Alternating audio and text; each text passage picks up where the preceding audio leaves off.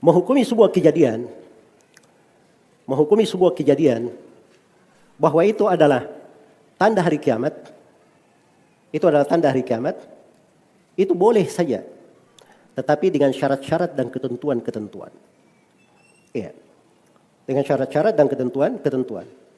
Sekarang ada sebagian orang ya di masa ini, ya mungkin saya akan baca sebagian contoh-contoh ya dari ustadz-ustadz akhir zaman ini, bagaimana bentuk mereka menghukumi sesuatu. Dia katakan ini hadits Nabi berucap seperti ini. Ini tanda hari kiamat seperti ini. Tanda hari kiamat seperti ini.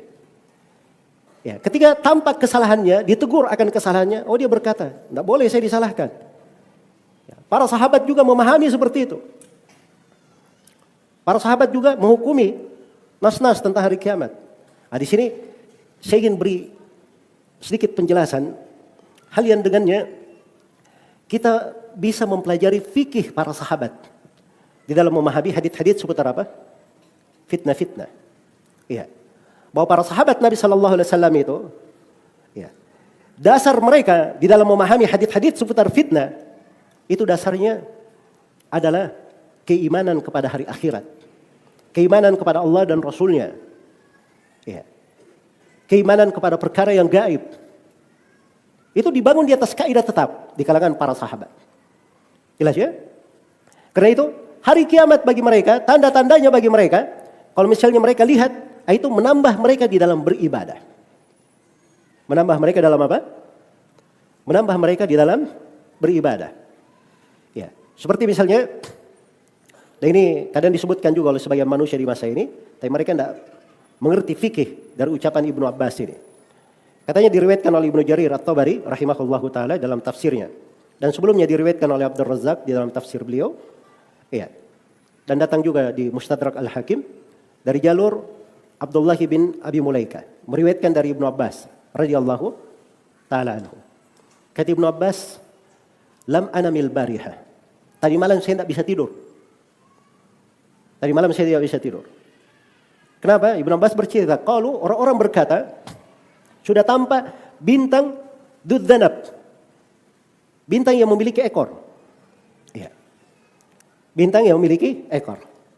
Maka saya menyangka bahwa ad-dukhan qad taraq. Ya. Itu bahasanya menyangka bahwa ad-dukhan, asap itu sudah apa? Sudah datang. Sudah mulai datang. Maka semalam suntuk sampai pagi saya tidak tidur, kata Ibnu Abbas. Tidak tidur apa? Melamun-melamun aja begitu. Nah ini beliau ketika muncul hal tersebut, ya, hal-hal yang seperti itu terjadi pada orang-orang salih. Terjadi pada orang-orang salih. Bukan cuma di masalah hari kiamat saja. Nabi SAW pernah melihat ada mendung yang sangat kelam. Maka Nabi SAW berubah wajahnya menjadi khawatir. Ketika ditanya oleh Aisyah, "Ya Rasulullah, ada apa?" Kata beliau, ada sekelompok manusia dibinasakan oleh Allah dengan tanda mendung datang kepada mereka. Iya, jelas ya? Nah, itu disebut di surah Al-Ahqaf. Ya. Itu membuat Nabi SAW menjadi takut. Jadi melihat dari fenomena alam, ya. Misalnya Nabi SAW pernah melihat bulan purnama. Maka Nabi SAW berkata, "Innakum satarawna rabbakum kama tarawnal qamara lailatal badr." Sungguhnya kalian nanti akan melihat Rabb kalian seperti kalian melihat bulan di malam purnama ini. Kalian melihat Allah jelas, terang, sebagaimana kalian terang juga melihat bulan itu. Jelas ya? Nabi beri pelajaran dari apa yang dilihat, disaksikan. Dan itu betul. Itu muhkam dari keimanan seorang muslim. Inna fi khalqis samawati wal ard wa ikhtilafil laili wan nahar la ayatil liulil albab. Sungguhnya dalam penciptaan langit dan bumi dan perselisihan siang dan malam terdapat ayat-ayat, tanda-tanda bagi orang-orang yang memiliki hati. Orang yang memiliki hati. Ini datang sebagian manusia, ya. Dia ambil petikan-petikan hal yang tidak ada gunanya. Ya. Sekarang peneliti sudah menyebutkan ada meteor yang sangat dahsyat, sangat besar, lebih besar dari bumi. Sekarang menuju ke bumi. Ini kalau terjadi, maka dari sini terjadi arah nanti asap segala macam. Analisa tidak ada gunanya. Jelas ya? Untuk apa dipahami seperti itu? Diketahui. Tunggu saja kalau sudah ada asap di langit, itu sudah terjadi. Sekarang dia analisa seperti itu, untuk apa dia analisa? Kalau dia ingin takut mengingat Allah, baca surah Ad-Dukhan tiap hari. Kamu baca Al-Quran, itu baru benar. Ini dengar penelitiannya dari lembaga ini, penelitian lembaga ini, dan kadang kebanyakan dari mereka orang-orang kafir. Nah, ini kita mau bahas lagi sama mereka. Kalian itu cara menerima berita dari mana sumbernya? Kita itu menerima berita ada dasarnya. Sumber pemberitaan itu tidak boleh diterima kecuali dari orang yang terpercaya. Dan dari syarat orang terpercaya dia adalah seorang muslim. Jelas ya? Itu di kaidah pemberitaan di dalam agama. Nah, ini sudah melanggar berbagai ketentuan gara-gara terlalu berambisi menafsirkan kejadian-kejadian apa? Akhir zaman. Yang aneh dan ajaibnya lagi, ya, kejadian asap-asap yang berada di mana? Di Sumatera, di Kalimantan. Nah, itu sudah tanda dekat. Sampai ada yang meramalkan besok Ramadan ini, hati-hati antum ya. Ramadan tahun depan katanya. Ya. Itu dikhawatirkan. Itu sudah keluar dukhan itu. Jelas ya? Ini orang-orang tidak ada fikihnya. Kalau dia baca hadits Ibnu Abbas itu tadi, asar Ibnu Abbas itu melihat sesuatu di langit. Karena asap itu tanda hari kiamat terkait dengan langit, tidak ada hubungannya dengan bumi. Mau terbakar hutan di mana-mana, tidak ada kaitannya dengan itu. Karena di dalam Al-Quran memang dikatakan, yauma ta'tis sama'u bidukhanin mubin. Hari tatkala langit mendatangkan asap yang sangat dahsyat. Iya. Jelas ya? Dikatakan langit yang mendatangkan, bukan bumi. Bukan kebakaran hutan, dipastikan itu. Ya kalau dibilang kebakaran hutan, itu sudah menyelisih apa? Nas Al-Quran. Sudah menyelisih nas Al-Quran. Karena itu, mendudukkan nas-nas, kejadian-kejadian, kalau didudukkan dengan kejadian, boleh saja. Tapi ada ketentuannya. Ada makna yang diinginkan di belakang itu. Makna yang diinginkan di belakang tersebut. Jangan menipu orang. Oh, saya pengen mengingatkan manusia dengan hari kiamat. Baik, kita berbaik sangka. Kamu ingin kebaikan. Ya, mengingatkan orang. Tapi ada hal yang tidak masuk akal. Tanda-tanda hari kiamat dipakai untuk menghantam pemerintah. Ya, dipakai untuk menyikat orang tertentu. Jelas ya? Tanda-tanda hari kiamat juga dipakai untuk apa? Untuk kepentingan-kepentingan pribadi. Ini juga saya baru tahu juga ini. Ya. Ya. Jadi yang biasa cerita-cerita akhir zaman ini ternyata dia punya program rahasia. Ya. Ada program rahasianya. Jadi karena sudah terlalu banyak cerita tentang akhir zaman ini, makanya banyak orang yang mulai katanya minta supaya dibangunkan kampung akhir zaman. Nah, jadi proyek akhirnya. Ya, kampung akhir zaman. Ya, Masya Allah.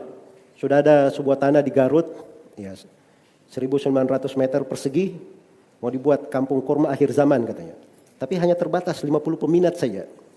Ya, 50 peminat. Ini hal-hal yang nggak bagus ya. Jangan bicara ya, tentang kejadian-kejadian akhir zaman, ujung-ujungnya hanya kembali kepada hal yang seperti itu. Niatnya yang pertama tadi mengingatkan manusia dengan akhirat, itu akan menjadi buruk nanti dengan urusan-urusan apa? Urusan-urusan bisnis seperti itu. Iya. Baik. Karena itulah di sini saya ingin lebih perjelas ya terkait dengan masalah bagaimana ketentuan mendudukkan hadits-hadits atau ayat-ayat seputar kejadian akhir zaman ya, didudukkan untuk kondisi dan kejadian tertentu. Ya, ini ada syarat-syarat dan ketentuannya. Ada syarat dan ketentuan yang hendaknya diperhatikan di sini. Ya. Baik, yang pertama dari ketentuan dan syarat adalah seorang di dalam berdalil untuk kejadian akhir zaman, dia hendaknya terbatas pada nusus syar'iyah, pada nas-nas syar'i. Kalau dia katakan akan terjadi begini, harus ada nasnya. Al-Quran atau hadits, tanya. Mana ayatnya? Mana haditsnya? Iya. Mana haditsnya tentang hal tersebut? Ya. Jangan berkata, oh itu kenyataan. Itu kenyataan. Kenyataan itu menurut versi siapa? Cara memandangnya dengan cara pandangan apa? Jelas ya? Ya kalau bertanya tentang kejadian-kejadian hari kiamat, atau dia katakan ada kejadian hari kiamat, maka harus dia pastikan. Ada nasnya dulu. Ada nasnya dari Al-Quran maupun dari hadits Rasulullah SAW. Karena agama ini sudah lengkap. Awalam yakfihim anna anzalna alaikal kitaba yutla alaihim. Bukankah sudah cukup bagi mereka wahai Nabi Muhammad? Ya. Kami turunkan kepada mereka sebuah kitab. Yang kitab ini telah ditilawah untuk mereka semuanya. Iya. Jadi kitab itu sudah mencukupi. Sudah mencukupi. Iya. Baik. Dikatakan oleh Abdullah ibnu Umar radhiyallahu taala anhu, lam yaqussa fi zaman Nabi sallallahu alaihi wasallam wala Abi Bakr wala Umar wala Uthman, innama kana al-qasas zaman al-fitnah. Kata Ibnu Umar, ini perhatikan ya. Cara para sahabat itu mengingatkan kejadian-kejadian. Jadi Ibnu Umar ini radhiyallahu taala anhu sahabat muda. Beliau dapati kehidupan Nabi. Beliau hidup di masa pemerintahan Abu Bakar As-Siddiq, Umar bin Khattab, Uthman bin Affan, Ali bin Abi Thalib. Sampai selesai Khulafaur Rasyidin 4, semuanya dihadiri oleh Ibnu Umar. Ibnu Umar juga menghadiri masa pemerintahan Muawiyah radhiyallahu taala anhu. Kejadian-kejadian terjadi di masa itu. Ibnu Umar menghadiri masa pemerintahan anaknya Yazid, masa pemerintahan anaknya lagi Muawiyah bin Yazid. Ya. Kemudian masa pemerintahan Marwan bin Abdul Malik bin Marwan, Abdullah bin Zubair. Dihadiri semuanya oleh Abdullah ibnu Umar. Dan di masa Abdullah bin Umar banyak tukang kisah.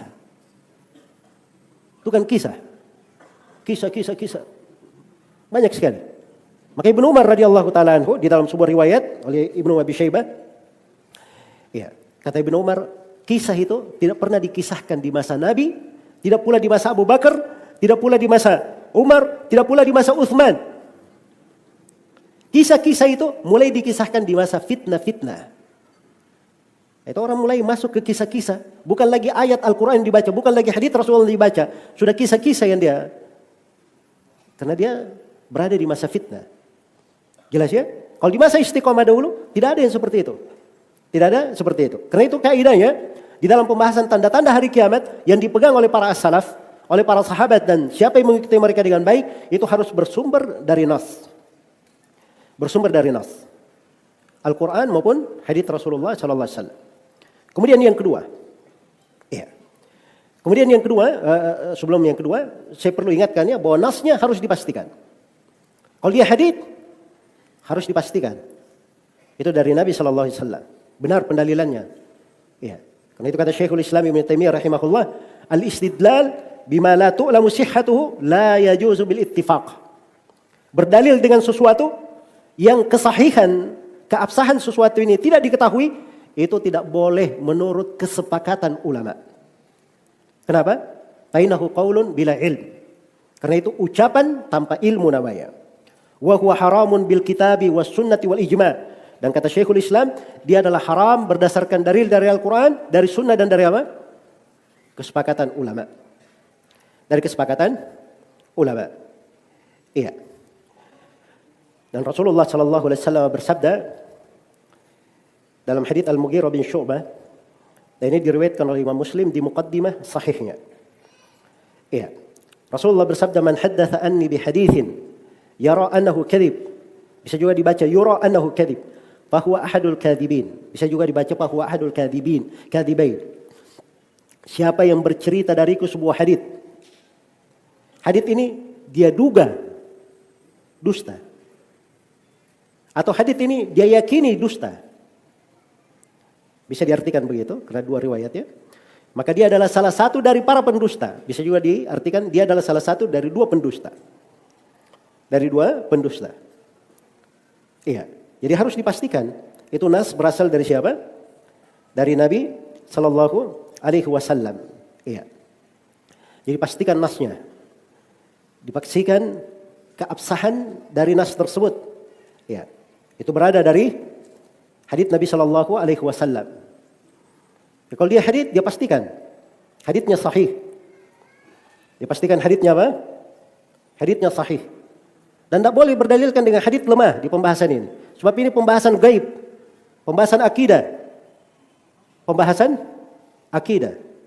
Dia harus pastikan di dalam hal tersebut. Ada sebagian orang bercerita panjang lebar bagaimana hadits dhaif itu bisa dipakai katanya. Ya. Itu pendapat sebagian ulama, bukan kesepakatan. Bahkan para ulama yang membolehkan beramal dengan hadits lemah itu memberi syarat-syarat dan ketentuan. Ini orang-orang yang memakai hadits-hadits lemah ini dalam fadail amal sekalipun, dia tidak bisa menerapkan ketentuan itu. Mau saya sebut sebagian ketentuannya. Sebagian ketentuannya, pertama haditsnya, dhaifnya tidak terlalu dhaif, tidak terlalu lemah. Sekarang dari mana dia tahu ini dhaif, sangat dhaif, tidak terlalu dhaif, dari mana dia tahu? Itu bukan kelas dia untuk itu. Itu kelasnya para ulama, ahli hadits yang bisa mengukur. Itu ada ilmunya. Ada ilmunya untuk hal tersebut. Terus yang kedua, hadits yang lemah ini itu masuk di dalam kaidah umum di dalam syariat. Ada kaidah umumnya. Bukan dia adalah perkara datang sendiri, perkara baru. Jelas ya? Nah, kalau dia tidak masuk di kaidah umum, tidak boleh diceritakan. Terus jangan dipastikan bahwa Nabi yang berucap seperti itu. Iya. Jadi maksud saya di sini saya ingin mengingatkan bahwa memastikan bahwa hadits yang dipakai kalau dia memakai hadits itu berasal dari hadits Nabi Sallallahu Alaihi Wasallam, itu adalah hadits yang apa? Hadits yang sahih. Misalnya dia berkata ketika dukhan itu keluar, itu dukhan itu asap itu 40 hari 40 malam. Tanya dalilnya apa? Mana nasnya? Dalam Al-Quran tidak disebut waktu. Kalau ada hadits, bawakan haditsnya. Itu ada betul di ucapan Imam Nawawi rahimahullah di syarah. Iya. Tapi itu diperlukan dalil. Apa dalilnya akan hal tersebut? Ini terkait dengan apa? Kejadian hari kiamat. Iya. Kejadian ada kaitannya dengan perkara gaib, perlu dipastikan tentang nas di dalam masalah tersebut. Baik. Kemudian yang ketiga, ya. Di antara ketentuannya juga seorang itu harus memastikan makna nas yang dia pahami. Ya, bahwa maknanya memang sudah seperti itu. Maknanya sudah seperti itu. Baik. Misalnya Rasulullah sallallahu alaihi wasallam bersabda dari tanda hari kiamat, yataqarabuz zaman. Masa itu akan semakin dekat. Masa itu menjadi sangat dekat. Apa artinya yataqarabuz zaman? Menjadi dekat masa itu, berdekatan. Ya. Zaman ini menjadi sangat dekat. Itu ada sekitar 7 penafsiran di kalangan ulama dalam menafsirkan makna hadits. Jelas ya? Maka nasnya harus dia pastikan dulu apa maknanya nas itu. Jangan sampai dia sudah arahkan ke sebuah makna ternyata tidak cocok di situ. Tidak ada ulama yang menafsirkan seperti penafsiran dia. Jelas ya? Atau seperti Nabi menyebutkan tanda hari kiamat, antalidal amatu rabbataha. Seorang budak melahirkan tuannya. Apa artinya di sini? Budak melahirkan tuannya. Sebagian ulama yang berkata perbudakan akan tetap ada hingga hari kiamat. Ya. Dan itu sudah berlalu perbudakan di masa dahulu. Ada budak-budak, saking banyaknya budak, sebagian budak melahirkan tuannya. Melahirkan tuannya. Ya, karena di hukum perbudakan, kalau seorang budak itu hamil dari tuannya, maka anak yang dia lahirkan itu adalah putra tuannya, bukan dihitung kepada ibunya. Makanya dia hukumnya merdeka, bukan budak. Nah, karena dia merdeka, dia seperti tuan dari apa? Ibunya sendiri. Kan begitu? Nah, itu satu penafsiran. Ada menafsirkan bahwa maksudnya akan banyak kedurhakaan. Banyak anak-anak yang durhaka kepada ibunya. Sehingga ibunya itu seakan-akan budaknya. Jelas ya? Ada yang menafsirkan seperti itu. Baik, jadi penafsiran